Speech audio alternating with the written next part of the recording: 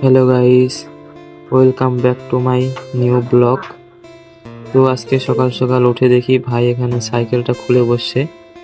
তো এটা সাইকেলের পিছনের চাকা টায়ারটা নষ্ট হয়ে গেছে, তো তো ওইটাই নতুন টায়ার লাগাবে। তো সেটাই একা একাই খুলতেছে ও। তো আমাদের এখন 3টা গরু হয়ে গেল, একটা বাছুর, একটা গাই আর দুইটা বাছুর।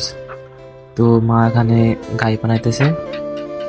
আর এদিকে দেখো, এটা আর একটা আমাদের বাছুর, এটাও ওরই, মানে গাইটার বাছুর দুইটা। তো একটা ওই জাম্বুরা গাছ, এটা আমাদের কাঁঠাল গাছ। দেখো কাঁঠালগুলা কি বড় বড় হয়েছে, তাই না? তো আমি একটু বাড়ির পিছনে আসলাম, দেখি ক্ষেতগুলো একদম মানে বৃষ্টিতে একদম ভরে গেছে একদম। ও সামনে একটা ডিগি আছে, ডিগিটা একদম ভরে গেছে। তো রাত্রে এত পরিমাণে বৃষ্টি হয়েছিল, কি বলবো। আর ঠাটাও পড়তেছিল অনেক। তো আমি ব্যারাস করতে করতে এদিকে আসলাম ঘুরতে। তো তোমাদের তাই দেখাইতেছি। তো আমি বাড়ি বাড়ি গিয়ে দেখলাম এই দুধ বানানো হয়ে গেছে, মানে গাই বানানো হয়ে গেছে। তো দুধ 3 কেজি মতো হয়েছে। তো আমার তো এদিক দিয়ে টাইমও হয়ে গেছে, কাজের সময় হয়ে গেছে।